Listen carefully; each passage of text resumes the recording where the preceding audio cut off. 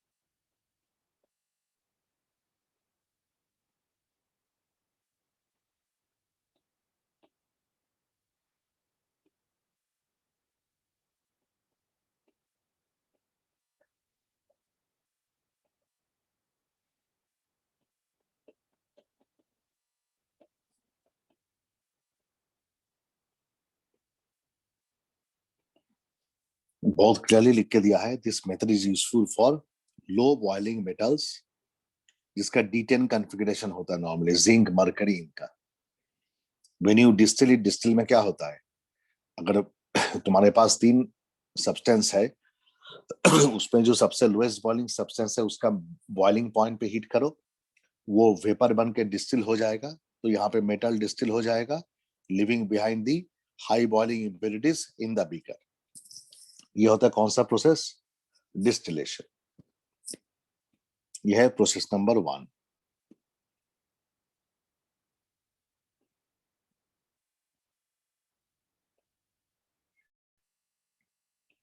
Process number 2, liquation.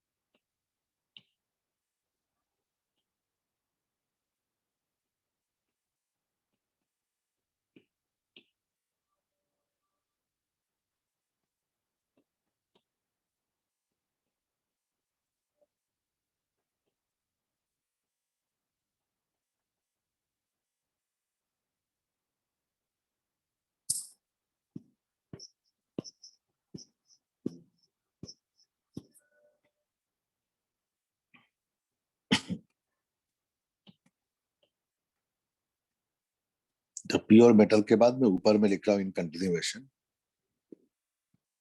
The pure metal melts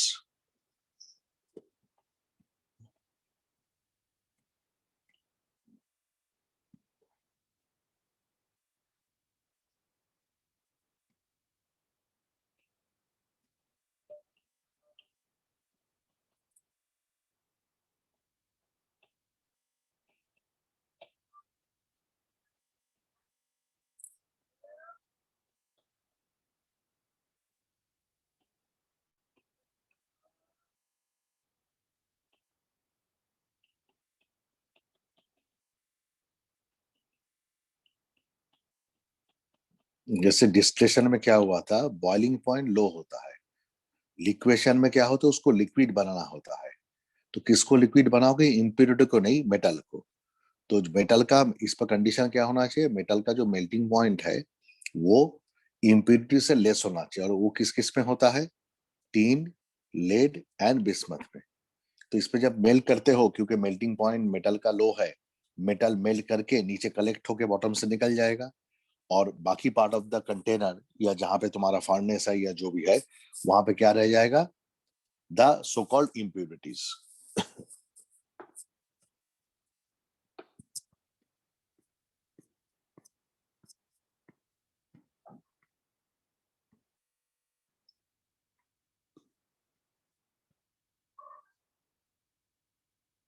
excuse me sir. बोलो बोलो। Sir जो metal का लिक्विड स्टेट होगा उसमें भी कुछ हम्म। इम्प्योरिटीज आ सकती है ना, तो उसको फर्दर फिल्टर करना पड़ेगा, राइट? नहीं, एक्चुअली क्या होता है, तुम्हारा प्रिंसिपल ही है मेटल का मेल्टिंग पॉइंट इम्प्योरिटी से कम है। अगर कोई इम्प्योरिटी का मेल्टिंग पॉइंट मेटल जैसा है तो दोबारा करना पड़ेगा। नॉर्मली जैसे टीन को एक्सट्रैक्ट करते हो, टीन के साथ तो लेड नहीं होता है ना, कोई और इम्प्योरिटी होगा जिसका मेल्टिंग पॉइंट हाई है, तो वहां पे वो हम सेपरेट कर सकते हैं। बट अगर तुम्हारे पास इम्प्योरिटी भी ऐसा है जिसका मेल्टिंग पॉइंट मेटल जैसा ही है, तो ऑब्वियसली इस मेथड से दो दो तीन बार करना पड़ेगा, एक बार में नहीं हो पाएगा।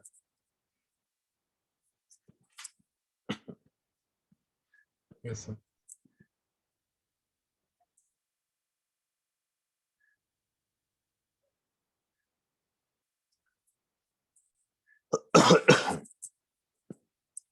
ठीक है, बट मेटल का नाम भी याद रखना किस पे कौन सा होता है।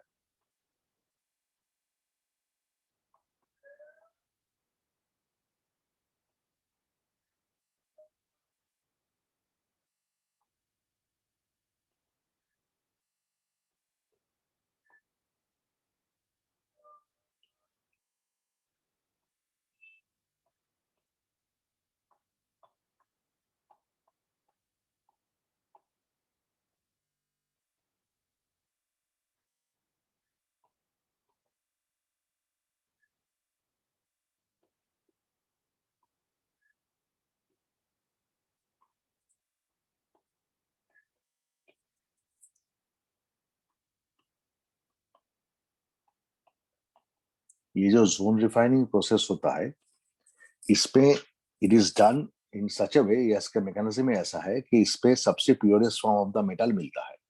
थोड़ा प्रोसेस कॉस्टली है, वो अलग बात है। तो हमें हाई प्योरिटी कहाँ पे चाहिए, जहां पे सेमीकंडक्टर का चिप ये सब बनता है, जैसे जर्मेनियम, बोरोन, गैलियम, इंडियम, ये सब मेटल हाई प्योरिटी में ऑब्टेन होना चाहिए। We need metals in high purity, उसके लिए प्रोसेस होता है जोन रिफाइनिंग। इसका प्रिंसिपल क्या है,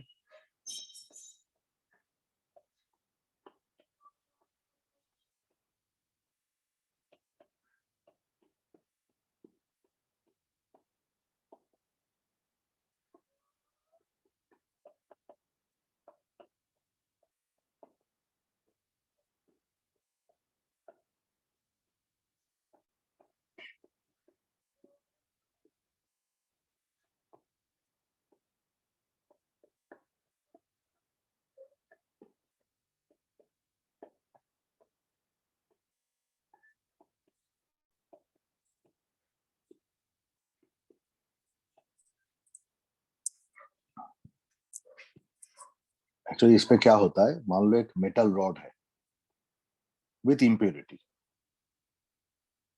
ठीक है, ये इम्प्योर मेटल है, और ऊपर में एक इंडक्शन कॉइल होता है ऐसा करके, जो इसके ऊपर मूव करता रहता है, इंडक्शन कॉइल, धीरे धीरे हम इसको मूव करते रहेंगे। तो देखो, this method is based on the principle that impurities are more soluble in the melt. तो जब तुम यहाँ पे इस जगह को मेल्ट करोगे, ये जो शेडेड पार्ट है, यहाँ पे इंडक्शन कॉइल है तो ये मेल्ट हो रहा है, तो इम्प्योरिटी मेल्ट हो गया। अब जब तुम इंडक्शन कॉइल को थोड़ा थोड़ा राइट पे पुश करोगे, मान लो यहाँ से यहाँ पे आ गया, धीरे धीरे मूव कर रहे हैं, तो जहां पे इंडक्शन कॉइल मूव करेगा वहीं पे मेल्ट होता रहेगा, क्योंकि impurities are most soluble in the molten state, लिखा है इम्प्योरिटी। तो जितना इंडक्शन कॉइल को तुम मूव करते रहोगे, इम्प्योरिटी भी क्या होगा, धीरे धीरे उसके साथ साथ मूव करेगा। तो थोड़ी देर बाद पिक्चर क्या हो जाएगा, ये जो मेटल था, जहां से इंडक्शन कॉइल मूव कर गया, अब मान लो इंडक्शन कॉइल यहाँ पे आ गया, तो यहाँ पे जितना भी इम्प्योरिटी था उसके साथ साथ चल रहा है, और बाकी जो ये ग्रीन पार्ट है ये क्या हो गया, प्योर मेटल हो गया। This process is called zone refining. मतलब इंडक्शन कॉइल को जितना तुम लेफ्ट टू राइट पे शिफ्ट करोगे, जिस जगह पे उसको ले जाओगे वहां पे मेल्ट होगा। तो as impurities are most soluble in the melt, तो इंडक्शन कॉइल तुम जितना लेफ्ट टू राइट पुश करते रहोगे उतना इम्प्योरिटी इंडक्शन कॉइल के साथ साथ मूव करता रहेगा। करते करते यहां से अब निकल जाएगा, तुम्हारा प्योर मेटल मिल जाएगा। और इससे जो प्योरिटी होता है that is quite more than 90% pure. Zone refining को छोड़ के बाकी किसी भी मेथड में इतना हाई प्योरिटी ऑब्टेन नहीं होता है। बट हमें हर समय इतना हाई प्योरिटी चाहिए भी नहीं, ठीक है।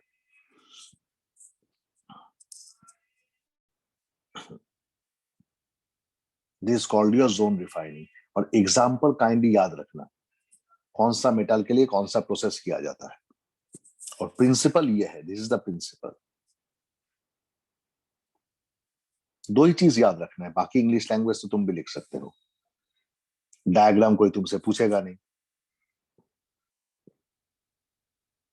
इंडक्शन कॉइल उसको मेल्ट कराता है। इंडक्शन कॉइल में हीटर होता है ना, तो जहां पे मेटल है इम्प्योरिटी दोनों मेल्ट करेगा। अब जितने इंडक्शन कॉइल राइट पे मूव करेगा उतना इम्प्योरिटी क्या होगा, उसके साथ साथ चलेगा, तो पीछे प्योर मेटल सॉलिडिफाई कर जाएगा।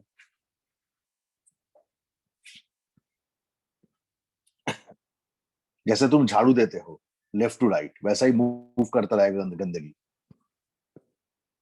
इंडक्शन कॉइल हो हीटर हो कुछ भी दो जो मेल्ट कराएगा।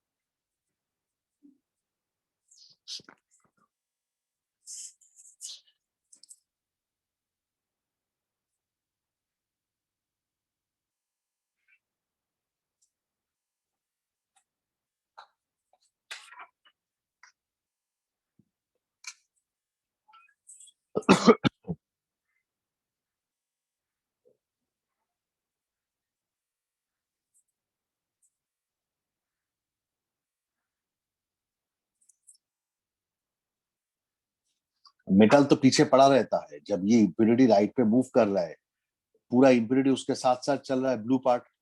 और यहाँ पे तो हीटर नहीं है ना, मेटल क्रिस्टलाइज करके प्योर हो जा रहा है, सॉलिडिफाई कर जा रहा है, कूल हो गया ना। हीटर से हट जाता है तो कूलिंग हो जाएगा ना।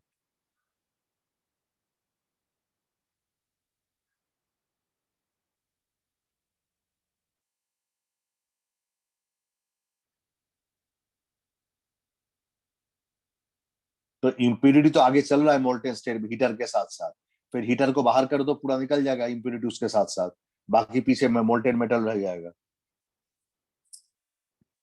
कॉयल के आगे इम्प्योर मेटल होता है ना, ये तो इम्प्योर पार्ट है, देखो ना ये इम्प्योर है और ये प्योर है। जितना ये मूव करता रहेगा उतना वो लेफ्ट टू राइट प्यूरिफाई करता रहेगा।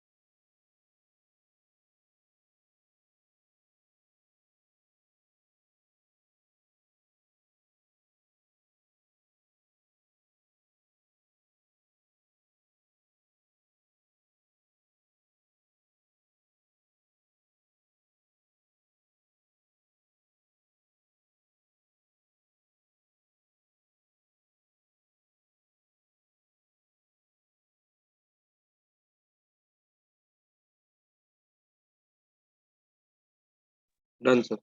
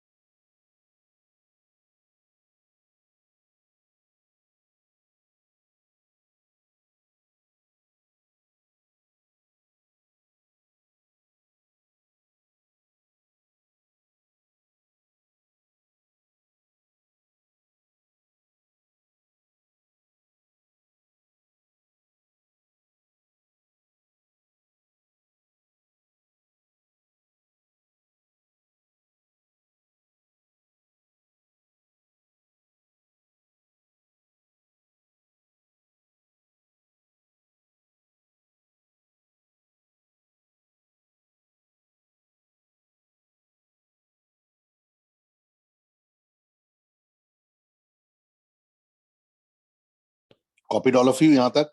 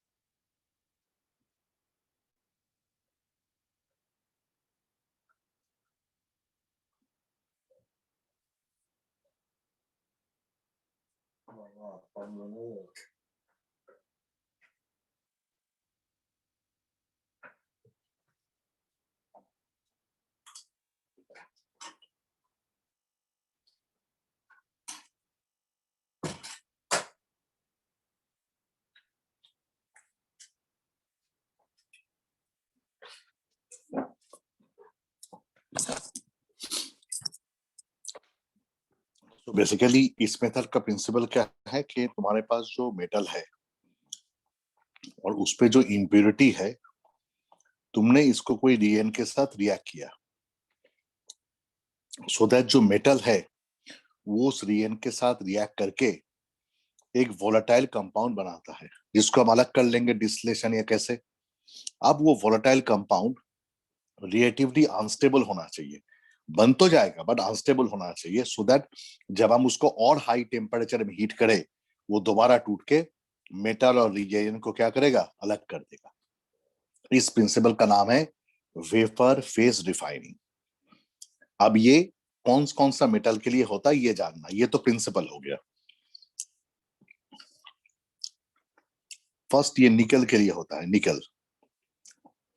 और निकल का जो नाम है, the process is called the Mond's process. The principle is vapour phase refining, but जो साइंटिस्ट ने काम किया था उसके हिसाब से इसका नोमेनक्लेचर होता है।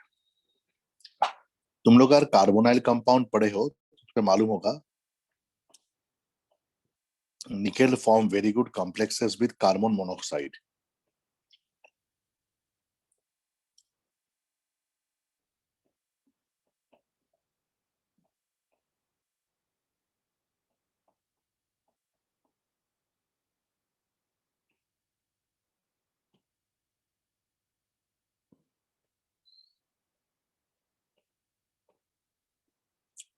प्योरिटी सब में ही ठीक ठाक होता है, ये फाइनल फेज ऑफ रिफाइनिंग है।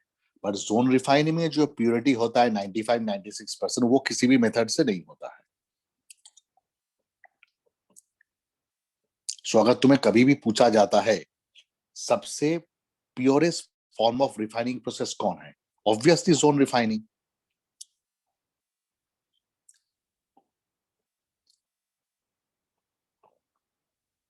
ये होता है मॉन्ड्स प्रोसेस। प्रिंसिपल समझो, मेटल को अपना वोलाटाइल कंपाउंड में कन्वर्ट करना पड़ेगा। अब वो वोलाटाइल कंपाउंड कार्बोनाइल के साथ होगा या किसके साथ होगा, वो तो बाबू डिपेंड करता है तुमने मेटल कौन सा लिया। निकल क्योंकि कार्बोनाइल के साथ स्टेबल कॉम्प्लेक्स बनाता है, इसलिए हमने उसको यूज किया है।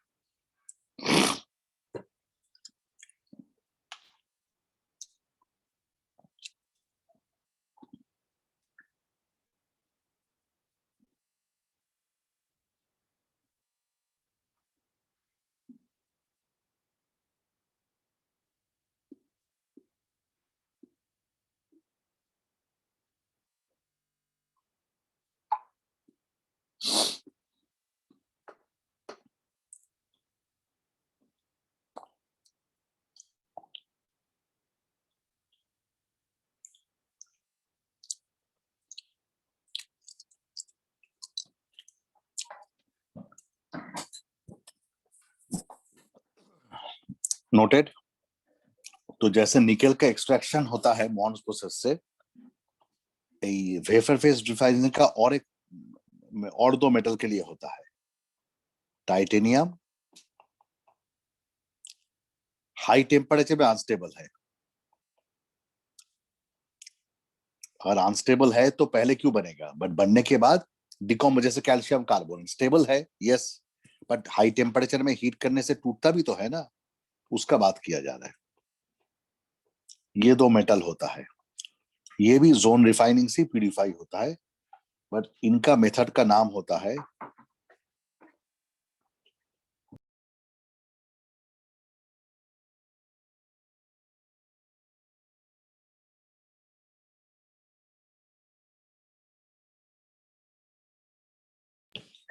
This is called the van Arkel method.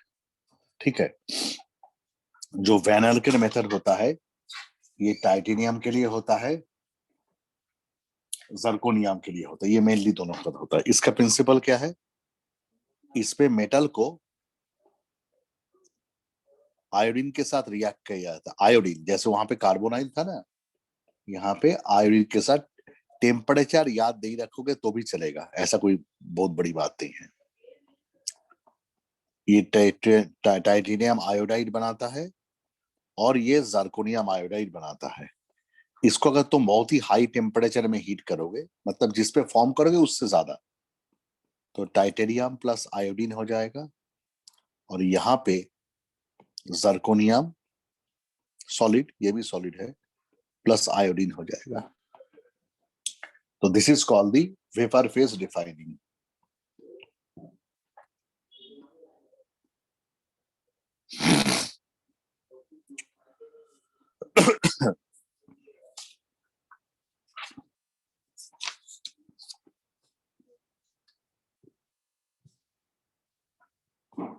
So both Van Alkel method and Bond's process,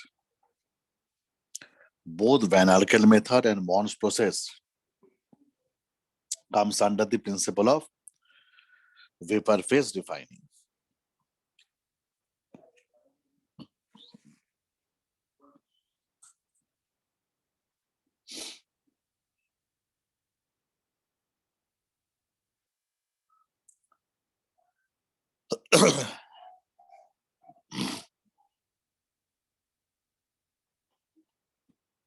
Now the last method, number 5, electro refining.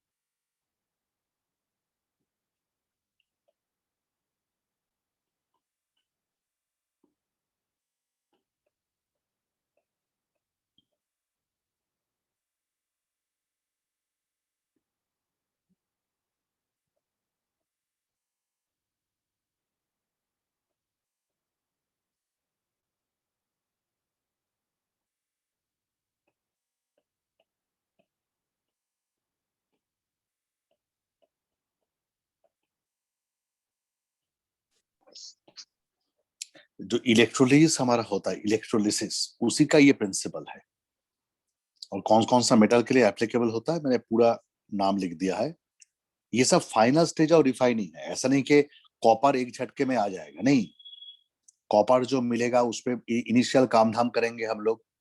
Copper अगर सल्फाइड फॉर्म में मिलता है तो पहले फ्रॉथ फ्लोटेशन करेंगे, फिर सेल्फ रिडक्शन करेंगे, रोस्टिंग फॉलोड बाय स्मेल्टिंग। वो जो कॉपर मिलेगा वो कॉपर है क्रूड कॉपर। उससे अगर और प्योर कॉपर चाहिए तब ये मेथड करना। प्रिंसिपल समझ लेना, पहले कंसेंट्रेशन करना है, फिर क्रूड मेटल में जाना है, फिर फाइनल मेटल में जाना है। ये 3 step, this is the final step of purification. Noted.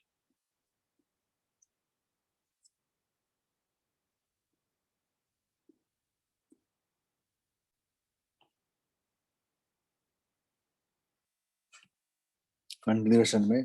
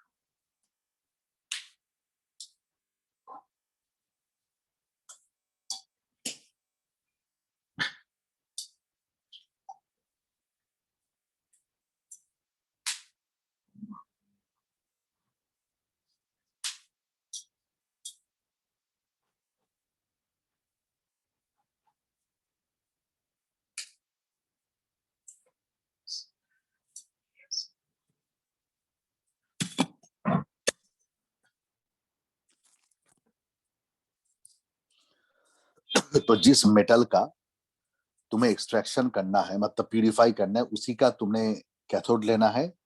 जैसे एल्युमिनियम का लेना है, एल्युमिनियम एक्सट्रैक्ट करना है, और एक प्रॉपर इलेक्ट्रोलाइट लेना है। बस अब क्या होगा, इलेक्ट्रोलाइट तो पढ़े हो।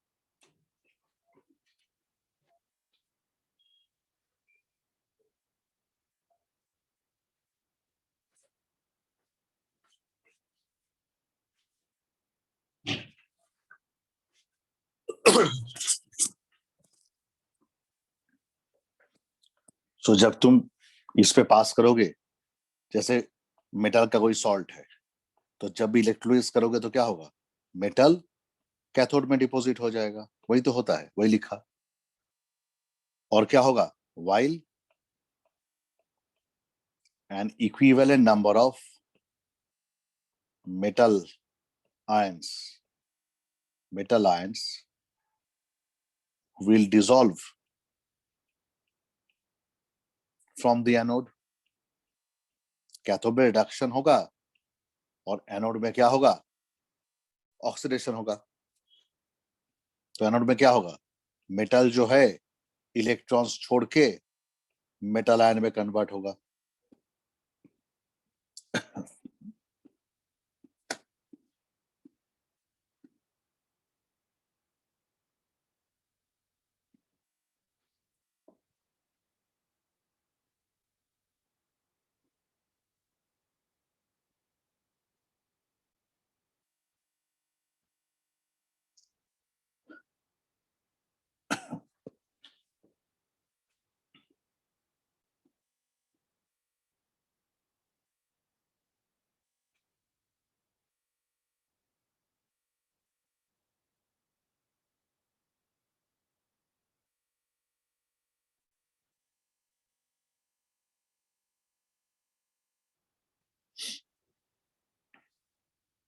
Noted.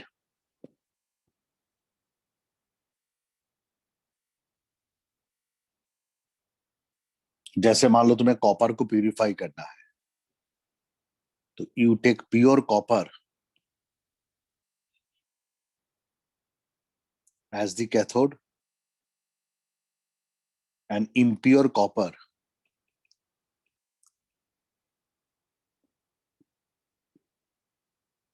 as the anode।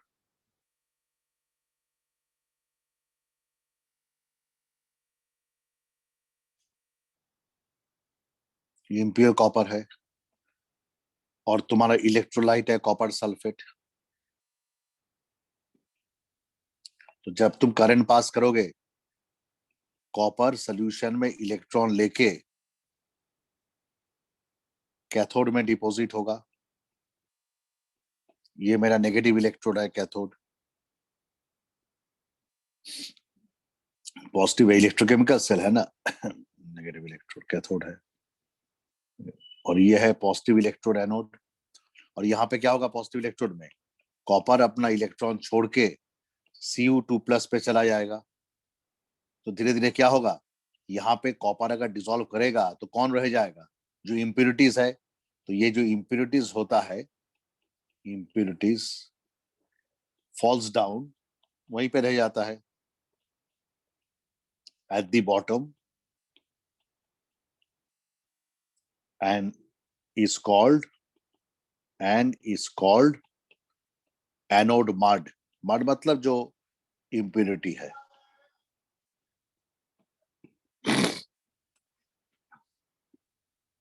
Aluminium का भी फाइनल प्यूरिफिकेशन ऐसा ही होता है।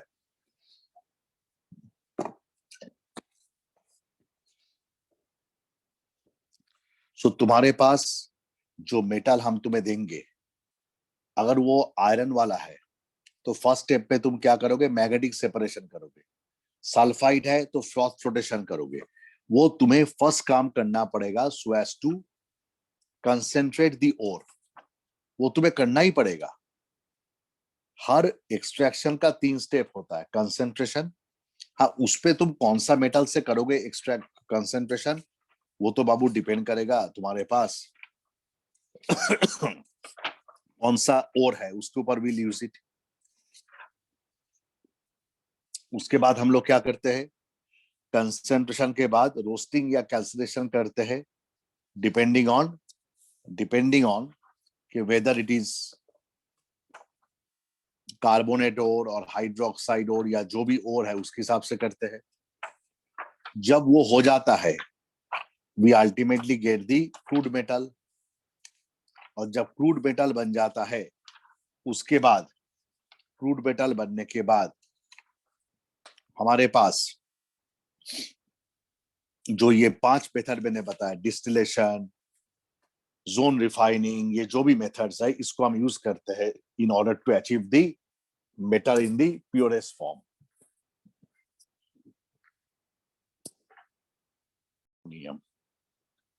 Extraction,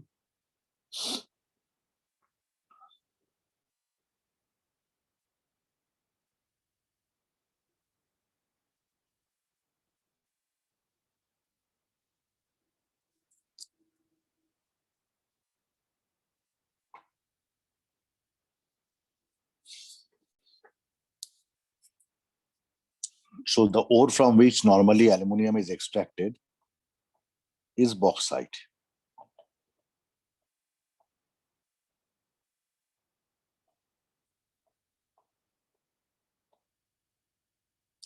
Now whenever it is extracted, इसका 2 स्टेप होता है। First the purification step, that is the concentration purification step, and second is the electrolysis, जहां पे we get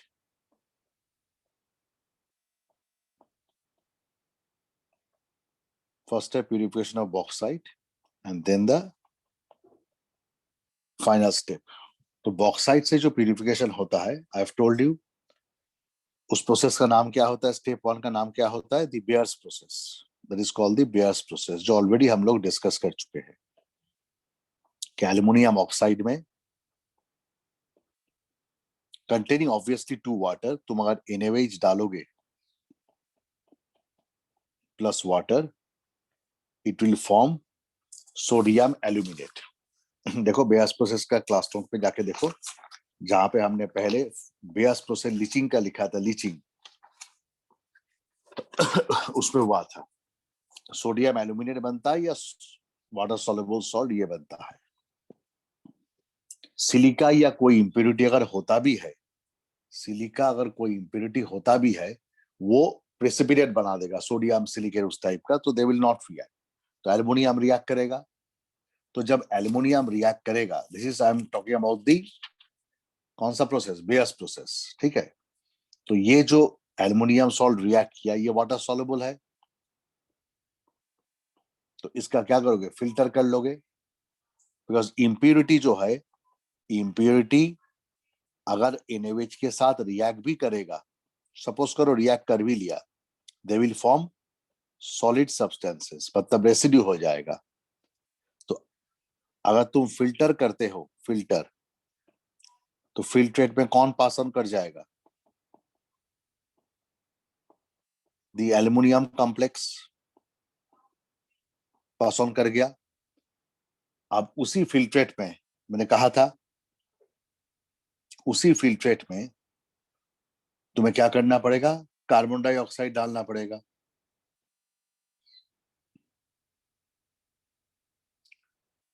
तो उसी फिल्ट्रेट में तुम्हें कार्बन डाइऑक्साइड डालना पड़ेगा, लिखा हुआ था क्लास नोट पे जाके देखो, लिखा हुआ था। जो कॉम्प्लेक्स बनता है आइदर NaAlO2 बनता है, या तुम ऐसा करके भी लिख सकते हो NaAlOH whole 4 minus NaAlOH whole 4, ऐसा भी लिख सकते हो, जो तुम्हें कंफर्टेबल लगे तुम कोई भी लिख सकते हो। तो इस पे जब तुम CO2 डालोगे नोट पे जाके देखो, सब लिखा हुआ है। CO2 डालोगे तो क्या होगा, Al2O3 dot plus sodium bicarbonate या जो भी बनता है।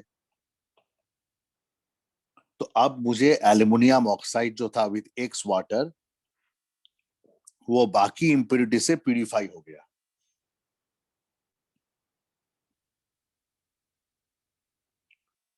बाकी इंप्योरिटी से प्यूरिफाई हो गया। अब जो Al2O3 के अंदर एक्स वाटर मॉलिक्यूल है, तुम अगर इससे छुटकारा पाना चाहते हो, then you need to heat it at a high temperature around 1500 kelvin, जहां पे वो वाटर मॉलिक्यूल रिमूव हो जाता है।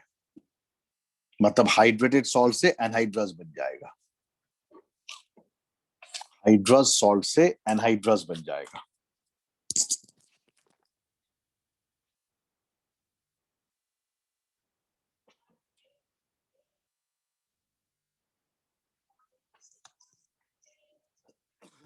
हाइड्रस सॉल्ट से एनहाइड्रस बन जाएगा।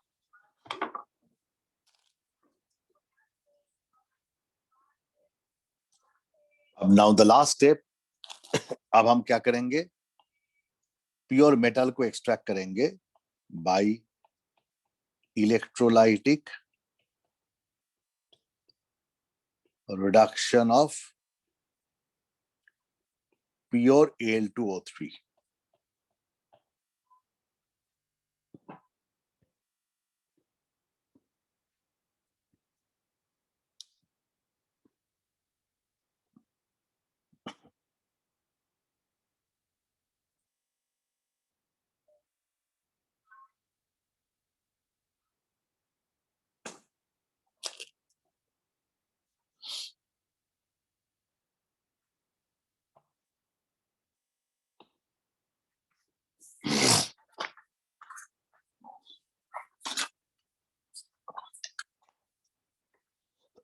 तो इलेक्ट्रोलिसिस पे क्या होता है, molten alumina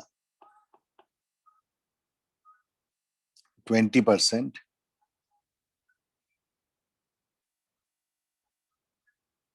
yes yes same,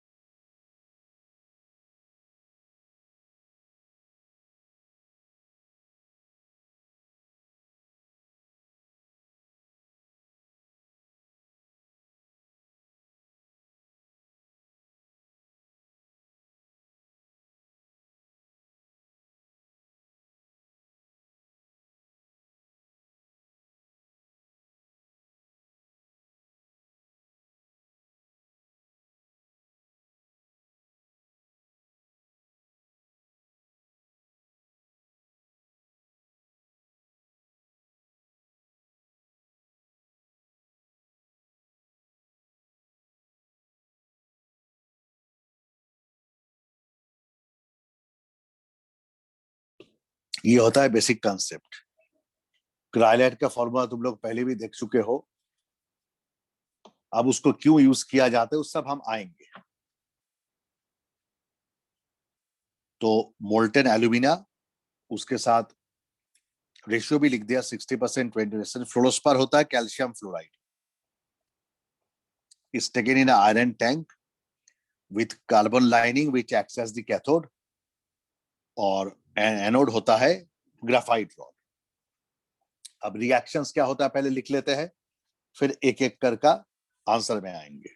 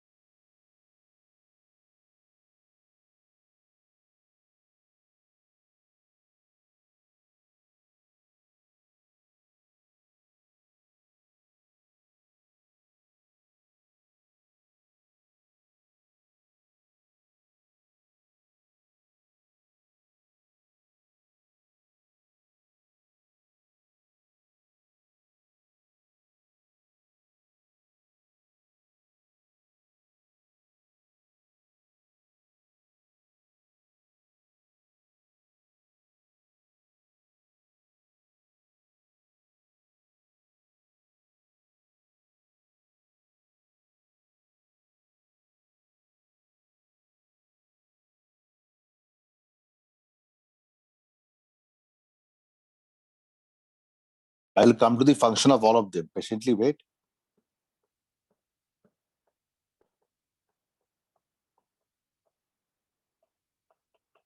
पहले लिखो ना, सब बताऊंगा, बोला है ना मैंने.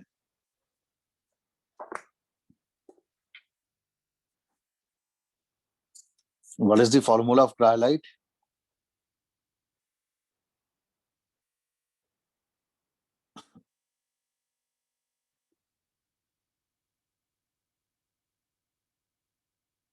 यहां तक लिख लो, सब मैं एक्सप्लेन करूंगा.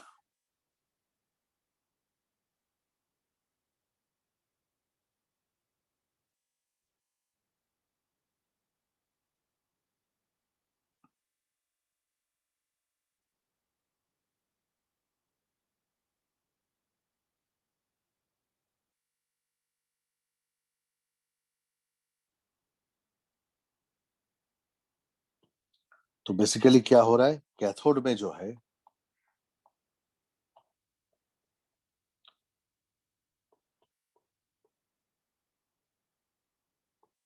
एल, और एनोड में जो कार्बन सॉलिड है वो ऑक्साइड आयन के साथ रिएक्शन करके CO2 लिबरेट कर रहे हैं.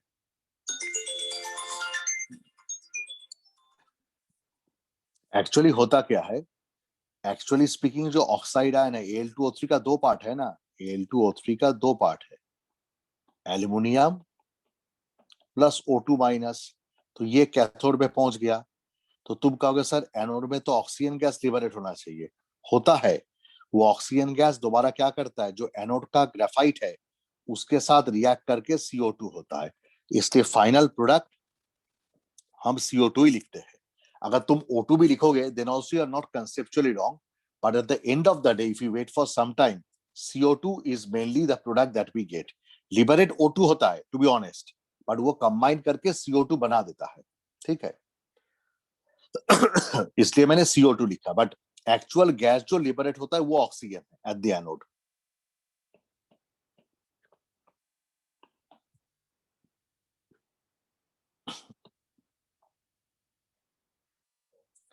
अब देखो,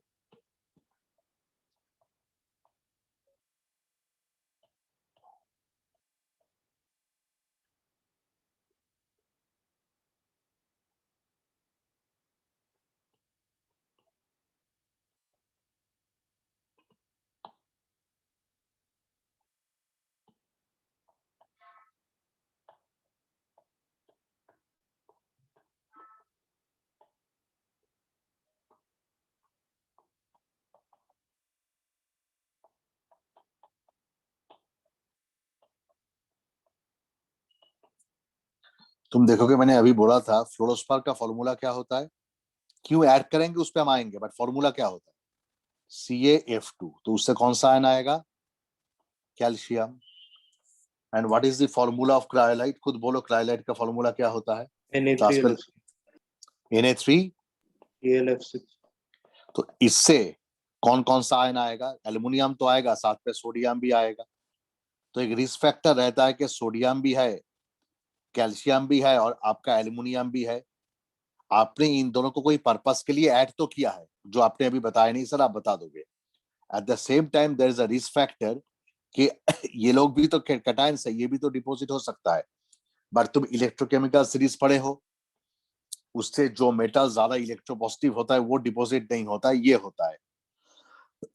इसलिए एल्युमिनियम का डिपोजिशन ऑल्दो क्रायोलाइट या फ्लोरस्पार से ये दोनों आयन आएगा, लिख के दिया मैंने. Since Na plus and Ca2+ are more electropositive, इसलिए वो लोग डिपॉजिट नहीं होके यही डिपॉजिट होगा. Now the question is sir हमने इसको ऐड क्यों किया. ठीक है, वो तो डिपॉजिट हो गया. ठीक है, तो एक एक करके आते हैं. Functions of cryolite. अब कैथोड में प्योर एल्यूमिनियम डिपॉजिट हो गया, लिखो दो फंक्शन होता है इसका.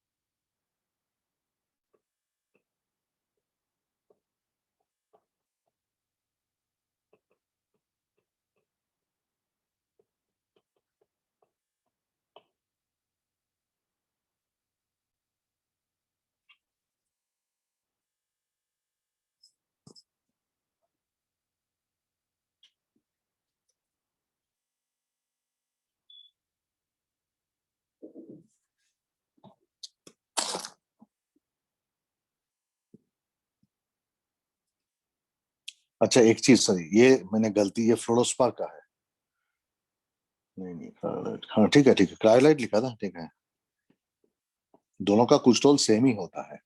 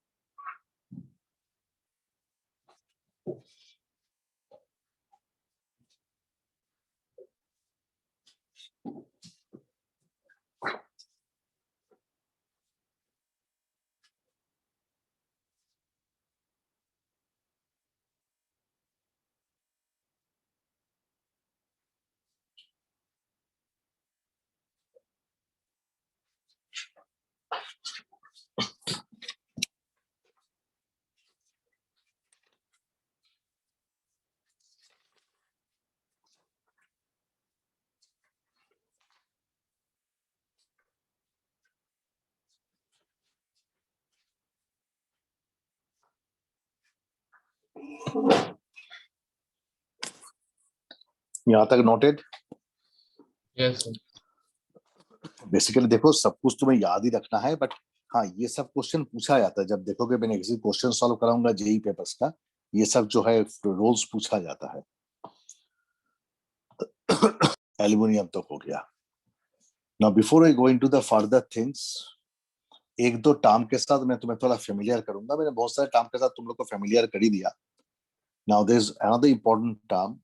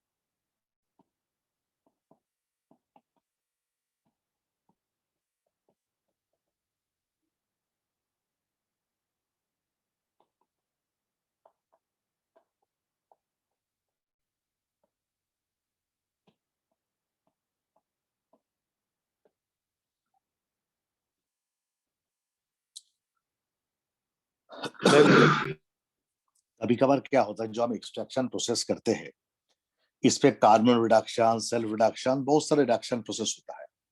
लेकिन कभी कभार कुछ इम्प्योरिटी जो रह जाता है एक्सट्रैक्शन के बाद, प्योर मेटल निकाल लिया, जो इम्प्योरिटी रह जाता है उसको भी हम चाहते हैं कि वहां से उसको निकाल दे।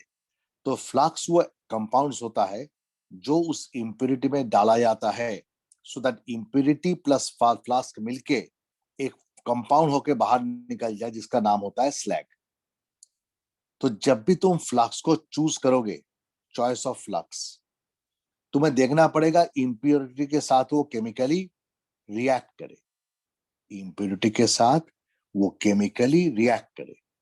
तो अगर इम्प्योरिटी एसिडिक नेचर का होता है तो फ्लक्स ऑलवेज क्या होगा? बेसिक होगा। और अगर इम्प्योरिटी बेसिक नेचर का होता है तो फ्लक्स क्या होगा? एसिडिक होगा।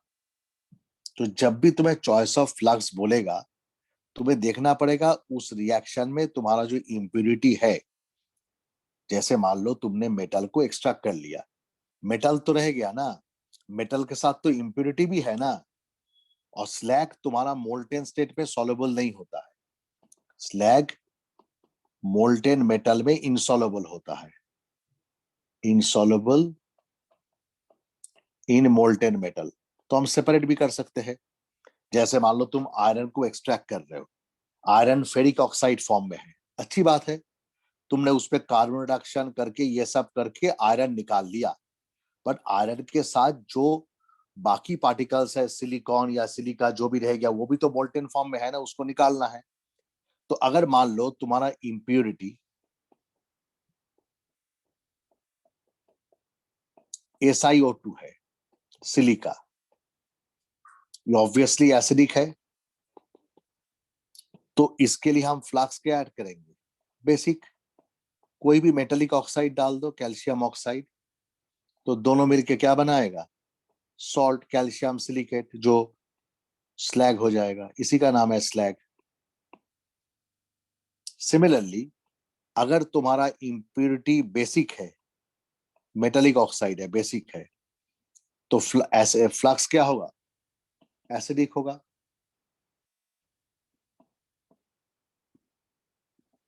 तो ये क्या हो जाएगा? FeSiO3। जो चीज तुम्हें नहीं चाहिए इम्प्योरिटी, बट उसको भी निकालने की, इम्प्योरिटी को अगर तुम इम्प्योर फॉर्म में रहने देते हो कोई फायदा नहीं है, बिकॉज अगर वो मेटल में सॉल्युबल हो जाता है तो मेटल के अंदर वो कैरी फॉरवर्ड हो जाएगा। इसलिए ये बेस्ट होता है, जो इम्प्योरिटी है उसको हमें निकाल फेंकना है, बट कैसे निकाल फेंकेंगे? हमारा कहने से वो निकल के तो आएगा नहीं, इसलिए उसको स्लैग फॉर्म में कन्वर्ट कर लेते हैं। तो जब भी ये सवाल आता है चॉइस ऑफ फ्लक्स, तो हमें एक ही चीज ध्यान देना पड़ेगा कि वो स्लैग बेसिक है या एसिडिक है। तुम्हारा चॉइस जस्ट दी ऑपोजिट होना चाहिए, एसिडिक के लिए बेसिक और बेसिक के लिए एसिडिक फ्लक्स।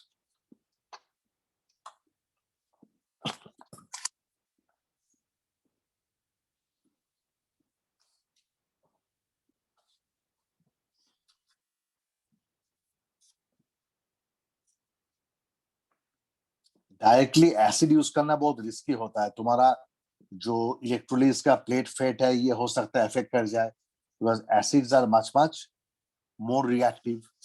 इसके लिए ऑक्साइड डालना ही बेहतर होता है ऑन द नॉर्मल सर्कमस्टांसेस। तो हमारा आज एल्युमिनियम हो गया है। लास्ट पार्ट जो हमारा रह गया है आयरन और कॉपर, वो हम ब्रेक से लेंगे, but before we pass on to that, इस छोटा सा टॉपिक को हम आज खत्म कर लेते हैं। टॉपिक तो है नहीं, एक सब हेडिंग है, एलॉयज। What is alloy?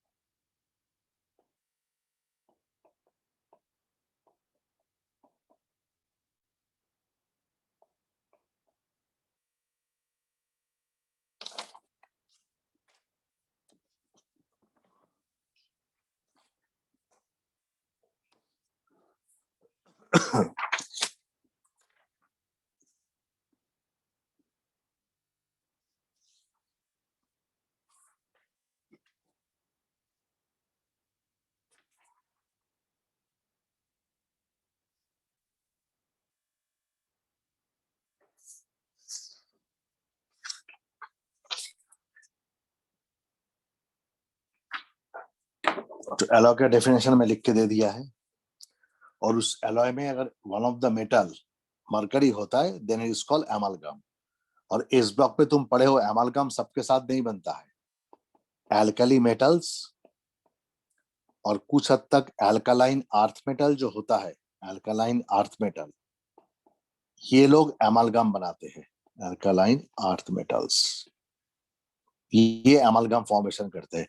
इसलिए एमालगम जब भी देखोगे वो सोडियम का, मैग्नीशियम का, लिथियम का ही होता है, ठीक है, कॉपर या जिंक का नहीं होता है। तो इसलिए एमालगम फॉर्मेशन सभी मेटल के साथ नहीं बनता है।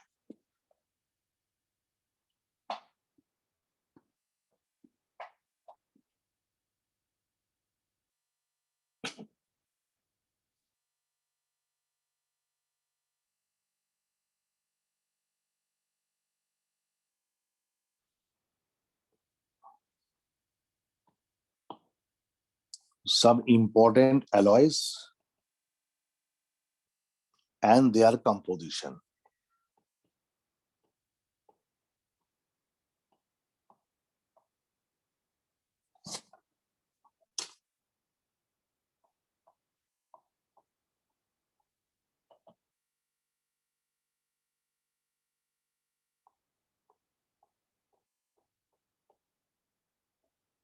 अप्रोक्सीमेट परसेंटेज लिख के दे रहा हूं, क्यों लिख के दे रहा हूं वो मैं बताऊंगा।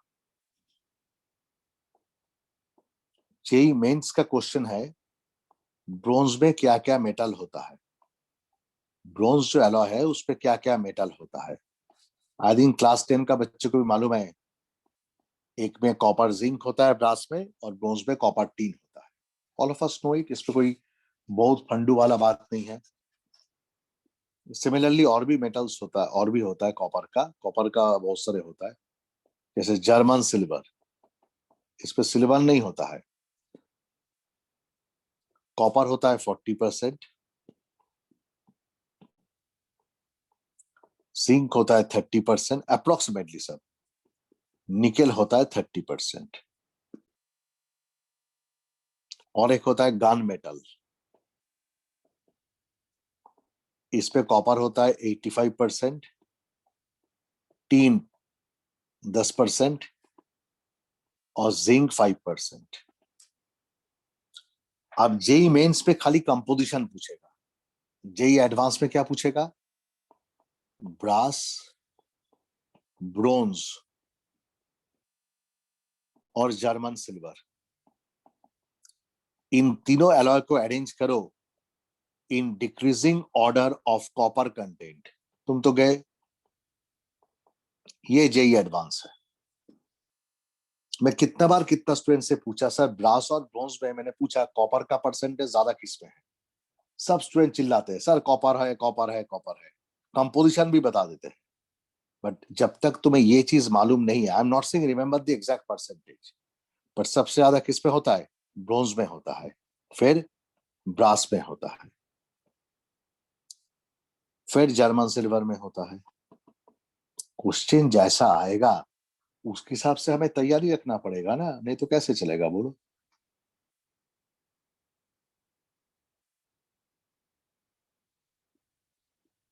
ये कॉपर के एलॉयज हो गया। अब मैं आयरन का एक दो एलॉयज का नाम बता देता हूँ, इट विल हेल्प यू, जो पूछा जाता है एग्जाम में।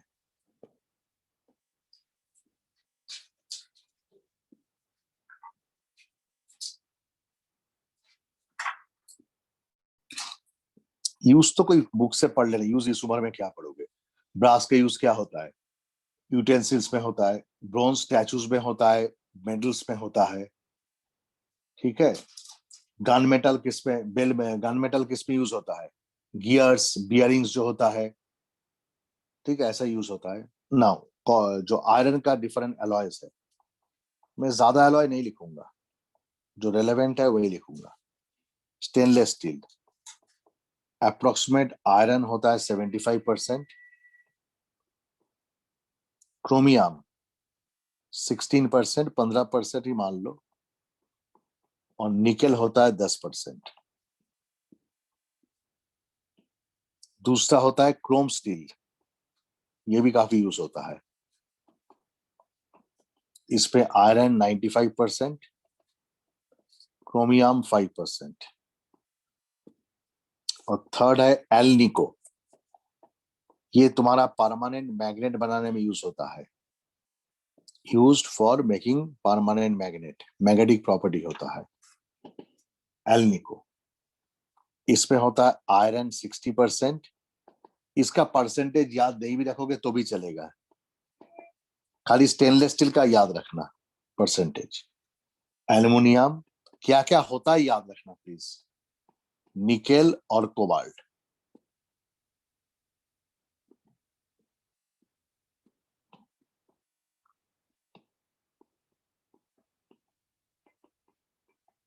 बस stainless steel, bronze, brass and gun metal.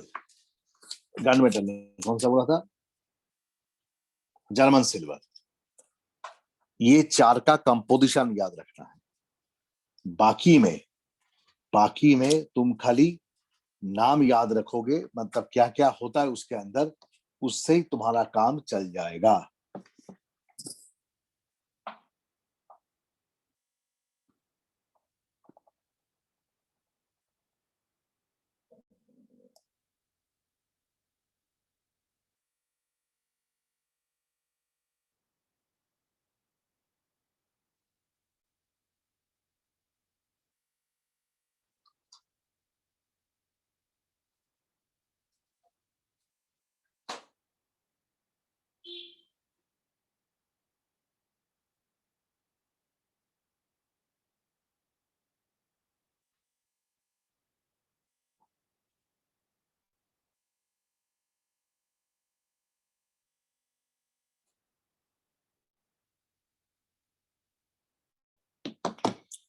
और एल्युमिनियम का एक अलॉय तो तुमने देखा, एल्निको होता है एल्युमिनियम का एक अलॉय।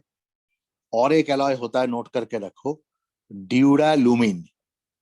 ड्यूरालुमिन इस पे प्रिंसिपल अलॉय एल्युमिनियम ही है, पर एल्युमिनियम के साथ कॉपर भी होता है। कंपोजिशन खाली याद रखना है, कंपोजिशन।